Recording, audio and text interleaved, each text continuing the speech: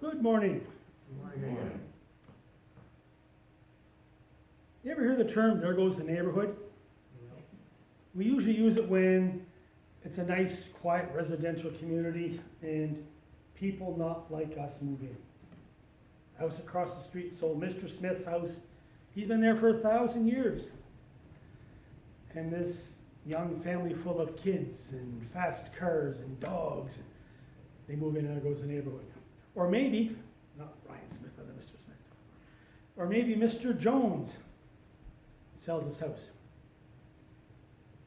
And you got this quiet old couple, like, stay off my lawn type of guy who's going to move in. And there goes the neighborhood. Or a university buys a house and there's now a frat house and there's going to be parties all hours of the night. And think, there goes the neighborhood. What you're really saying is, these people aren't like me. I don't like change. It's one of these unattributed truisms that change is inevitable, except from vending machines. But we make a judgment call on the impression that the people give. And what do we base our impressions on? We have a thing called familiarity bias. Basically, the things that we're familiar with, we're comfortable with. Familiarity bias is another word for my comfort zone. The way you're dressed, the way we behave, we know how we're supposed to act in our society. When somebody comes along who acts differently, or even looks differently, we treat them with suspicion, we treat them with fear, we treat them with distrust. You find out that your best friend has a different political affiliation than you do, or a different religious affiliation than you do, or a different point of view on who the best hockey team in the world used to be. The Boston Bruins. The Boston Bruins have won the Stanley Cup since before the Montreal Canadiens, actually the Montreal Canadiens before the Toronto Maple Leafs. Anyway, so this is not a trick question. This is a discussion in bias. Who is, according to the world's point of view, the materially wealthiest person in this picture? I don't know the answer. But we're all making decisions based on, well, here's these three girls who are carrying big bags. Here's a guy in the back wearing a suit. Maybe he's the rich guy. This lady here is well dressed, and she's a little older. She probably has more money. The one person who we are pretty sure is not the wealthiest person in the world is, if I say, who is the poorest? We're all going to see this guy. Question is, why did we make that decision? He looks like a tramp. He looks like a tramp, right? So let's go to a better one here. Who's the most educated person here, by the way? Who's got the highest university degree? Again, we can't tell. It might be that guy sitting on the street, who we've dubbed as the tramp. Next question. Find me the beggar. This is a little easier. You see the beggar? This guy, running along the cart, hand out. Okay. Next question. Which one of these is King George V of England? Unless you know what King George looks like, I will give you a hint. You're looking at his face. So you got a 50-50 chance now of getting it right. If I told you King George V of England also wore a beard, and this wasn't such a bad black and white photo, you would know that this is King George. Or maybe it's this, I can't tell. Do they have body doubles back in that day where...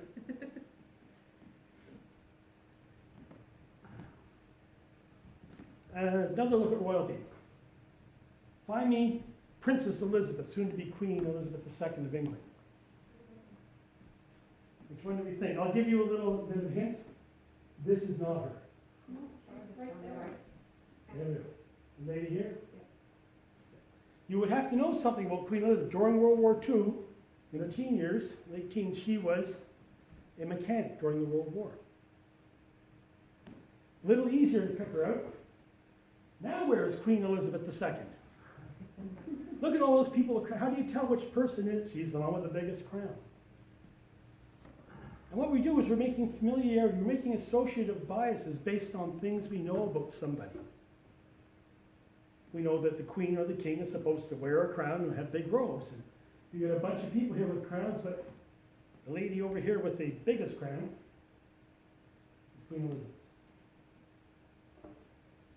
Shakespeare, or as we say, clothes make the man. Shakespeare put it, apparel oft proclaims the man, he says in Hamlet. You look at somebody and you make decisions about the person based on how they're dressed. You don't even have to talk to them. You will make a decision based on the person you see on the side of the road about what their life might be like. We fill in the blanks. And what we do is we tend to compare it to how we are. Go to probably one of my favorite-ish sections of Scripture, the Good Samaritan. There's so much stuff buried in here. We're looking at Luke chapter 10, verse 25. On one occasion, an expert in the law stood up to test Jesus. Teacher, he asked, what must I do to inherit eternal life? What is written in the law, he replied. How do you read it?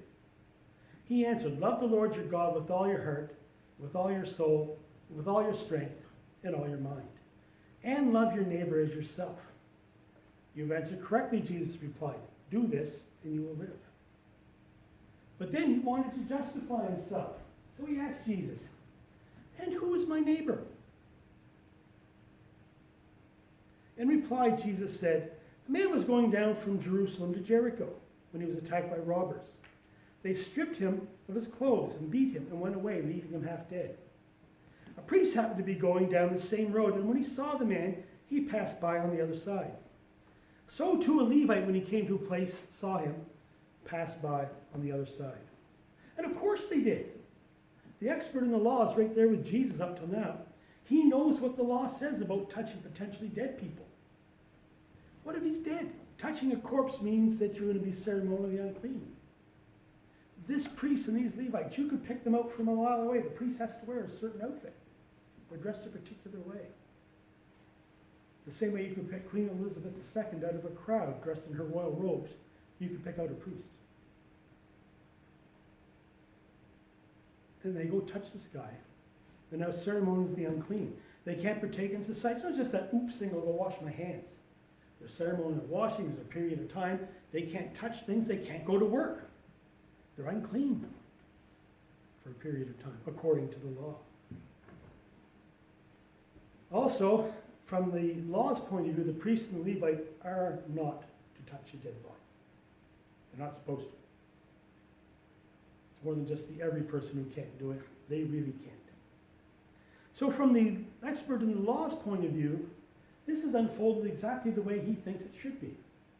This man is laying there, possibly dead. We're not going to get involved. The familiarity bias. We tend to congregate with people like us. When we meet a new person, what's one of the first questions you ask? What do you do? Oh, I eat and I sleep and I breathe air. And no, you want to know, where do you fit in the hierarchy of my value system so I know how I have to treat you? Do I have to be nice to you? Do I have to be not nice to you? We have this work where I work, we have FTEs, full-time equivalents. Basically, they're people who are hired by the people we contract for. And we have contractors. I'm a contractor. And while we're not supposed to do it, we all do it. When you're dealing with somebody you know they're a contractor, you're not necessarily as nice to them as you are to a full-time equivalent. But just a contractor. They work for a company who happen to win the contract. It happens. So we say, what do you do for a living? Who do you work for? What's your history? What's your background? How do I equate you? Where do I put you in my pecking order? Maybe our list of things varies from person to person. The things that you deem important, I don't, and vice versa. But we all have it. We subconsciously subtract from people the wrong things in our estimation. And it can be simple things such as, what's your skin color? What's your religious background? How old are you? What's your body size? Are you tall, short, wide, thin? How much money you got in the bank? What's your gender? What type of clothes are you wearing was the experiment we did at the beginning.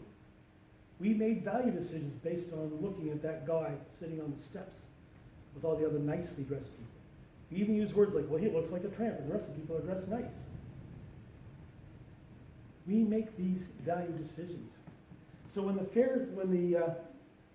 Levite and the priest come by, They're looking at a man laying there on the road, and they've got nothing they can use to decide how important he is. He's laying there naked. He's unconscious. He's bleeding. He's left for dead. He can't tell them, hey, I'm the president of, or hey, I'm the head of the local chapter of, or hey, I'm a shepherd. All they see is somebody laying there, stripped of everything that they would use to say what's his worth. And they make a value decision based on what they see. And they say, I don't know who this guy is. I don't know his status.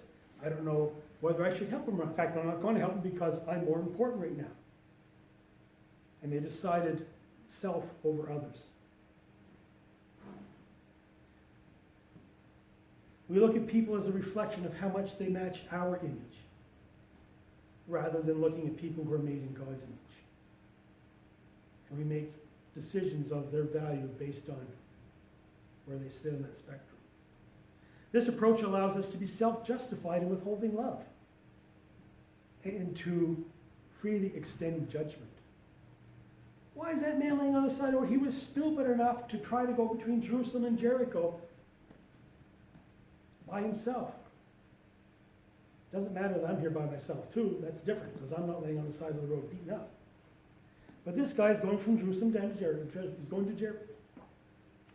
He's on the 17-mile trip alone, and he falls amongst robbers. It could just as easily have been the priest. For all the priest knows, it might be another priest laying there. There's no robes on him. It might be another Levite laying there. They don't know. We can find so many excuses to pass people by. If we give them money, they're only going to buy drugs with it anyway. That person hasn't worked a day in their life. They don't deserve to get housing. I work hard. I should get everything I want. And we do this. We take people who we deem as lesser than us or have something less than us, and we say they don't deserve stuff they get. And paradoxically, the people who have more than us, they don't deserve it either. Those hockey players, are they really worth $20 million a year? Those politicians, are they worth that? Or those CEOs of those companies, are they really worth all that money? Boy, if that CEO didn't take that much money, I could get this much money back in my water bill. And you see where we spin it back to, it's about me and how it works out for me. My power bill would be less if I didn't pay the CEO of Nova Scotia Power as much as I pay. And my tuition at school wouldn't be so much if I didn't have to pay that teacher that high exorbitant salary. And so on. Right? I could have more stuff for me if I didn't have to support these other people who weren't like me. And then when you get somebody who's naked, bleeding, and dying on the side of the road, we say things like, oh, but I gotta get home for supper. I have plans tonight. I can't stop and deal with this. So they see this man, they can't tell what he is. And from our point of view, outside of their culture, we might condemn them. How could they do that? But do we respond any differently when we see somebody who's different and in need? Or do we turn the blind eye? I've got to get back to work. I don't have time to deal with this guy on the corner. I've got to go buy this item and get back home. I don't have time to deal with the lady in the parking lot. And so on and so forth. Jesus continues in verse 33. But a Samaritan. Ah, right. Now we're getting to the crux. The guy laying on the side of the road is a Samaritan, and the Levite and the priest are justified in leaving him there. At least that's what the crowd's thinking. Maybe it was the Samaritans who beat up the guy, because they're a bad lot. Samaritans were the remnants of the remnant of the people of Israel left in the north when the Assyrians carried away the 10 northern tribes back into captivity. They saw themselves as the guardians / keepers / watchers of the Torah. They believed that their worship, which is based on the Samaritan Pentateuch, is the true religion of the ancient Israelites before the Babylonian captivity. It's preserved by those who remain. Yeah, they sort of did intermarry with the people in the land. The Assyrians figured out that you can't just pull people out of the land. You've got to leave somebody behind to take care of it. And they saw this as their appointment from God. God left us behind because, hey, we're better than the people they took away. So all those Jews who were taken away into Babylon later, they deserved that. We were left behind. We're the good people, is their point of view. When they came back from the Babylonian captivity under Ezra, they claimed that the book of the law that Ezra was found in the temple and read, was actually a bad forgery. That it's not the real law that God gave to the Jewish people, that he gave to Moses. The Samaritans believed that Mount Gerizim was the original holy place of Israel from the time that Joshua conquered Canaan. The major issue between the Jews and the Samaritans has always been location of the chosen place to worship God. Remember the lady at the well? And she says to Jesus, you Jews, you say that you got to go worship over on Mount Zion. We say you got to worship here on this hill. And the reason they say that is that Mount Gerizim was the originally holy place that Joshua had gone to. It derives from the biblical story that Moses basically gives Joshua the orders, when you get there, divide the tribes in two, put 6 on this mountain, 6 on that mountain, and speak the blessings over Mount Gerizim, that's the blessed mountain, and on the other mountain, speak all the curses. So obviously we have the right place. So we get back to this Samaritan on the road, the guy laying on the side of the road is obviously a Samaritan, right? And Jesus says, no. But a Samaritan, as he traveled, came to where the man was. And when he saw him, he took pity on him. And he went to him and bandaged his wounds, pouring on oil and wine. And then he put the man on his own donkey and brought him to the inn and took care of him. And then the next day he took out 2 denarii and gave them to the innkeeper. Look after me, he said. When I return, I'll reimburse you for any extra expenses you may have. The Samaritan is obviously known to the innkeeper. 2 denarii is, I think, is about a month of inn time. It's how much you earn in a day. How many of you carry around in your car, if you saw somebody laying on the side of the road, enough bandages to bandage them up? Where do you think these bandages came from? He literally gave him the shirt off his back. Tore it into shreds, bandaged him up. Poured on wine and oil. He's going to drink that wine later, now he's using it as an antiseptic. This is costing this guy something. And Jesus has everyone's attention now because, well, the man who's laying on the side of the road we know isn't a Samaritan now. He's not implied. He's probably a Jew. And the Samaritans were known as the ones who would rob the Jews on that road. And here's one helping them. The listeners will not only expect a Samaritan to be unsympathetic to the plight of the victim, they would expect the Samaritan to be the guy who did it. And yet Jesus says the Samaritan tended to the man. The Samaritan saw something that the Levite and the priest didn't. The priest and the Levite both look at it from the point of view of, what will happen to me? What will it cost me if I get involved? And the Samaritan's point of view is, what will happen to this man if I don't get involved? What will happen to him if I do nothing? The Samaritan has no idea that 2 people have already passed him by. He has no idea if anybody else on the road behind him is going to come along. And we do this. We go, well, I'm not going to get involved because I'm not qualified to get involved. No indication the Samaritan's a doctor. I don't want to get involved because I'm more important to me. This person is different enough for me that I can more or less justify not helping. And the Samaritan says, I look and I see a person made in God's image. From that person's point of view, I might worship God differently. I might see God from a different point of view than they do. But my belief system is, I look and I see a person made in God's image. I don't even know if they're a pagan or not. That's what the Samaritan says. I see someone who needs help.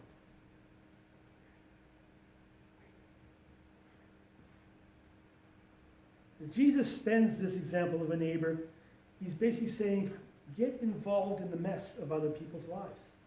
Don't get in there and mess them up. Get in there and get involved with the mess of their lives. Be there and help them and Offer assistance. Love them. And that's the beginning part of all this. It starts off with, what do I need to do? Love your neighbor as yourself. And the question spread, who's the neighbor? The person who's loving. Who's the neighbor? The person who comes alongside and helps. The neighbor, the Samaritan, is showing love.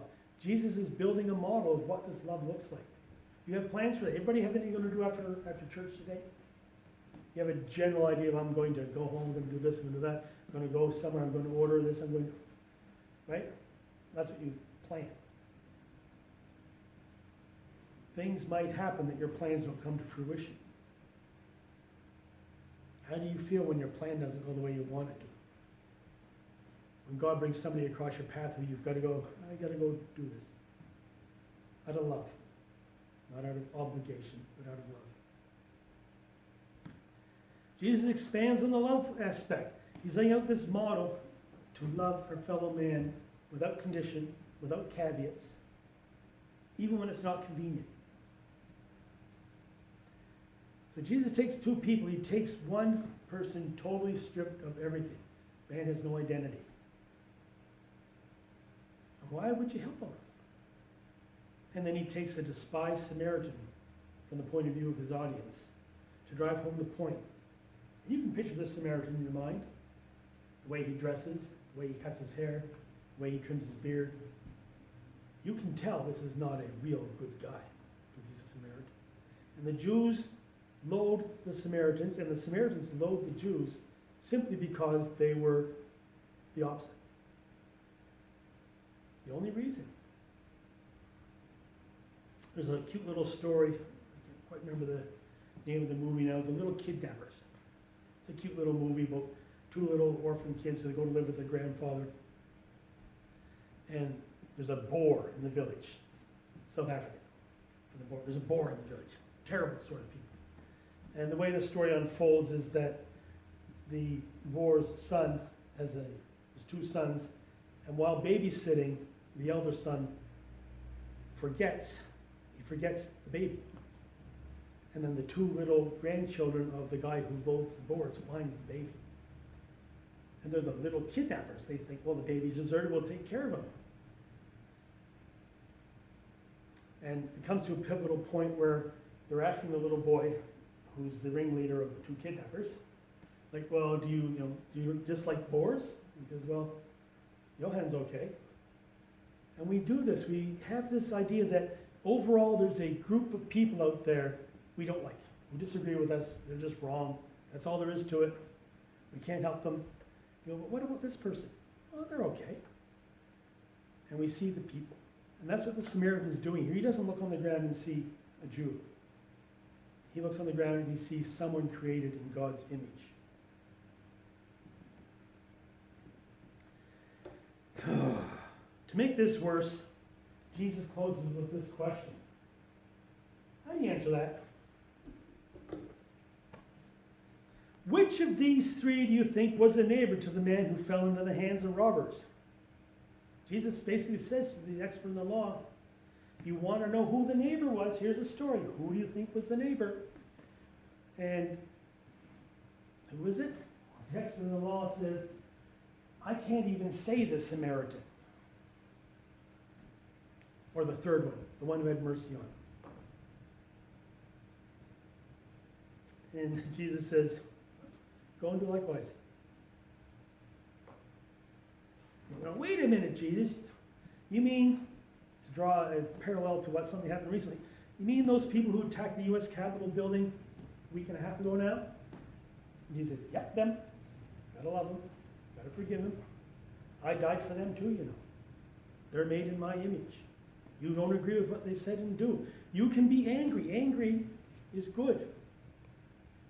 It makes people act. It makes you deal with issues. But don't get into this hatred where you don't like the Samaritans just because they're different. Pray for them.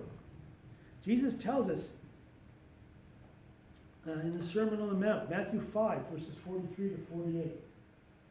You've heard it said, love your neighbor and hate your enemy. But I tell you, love your enemies and pray for those who persecute you, that you may be children of your Father in heaven. He causes his sun to rise on the evil and the good, and sends rain on the righteous and unrighteous. If you love those who love you, what reward will you get?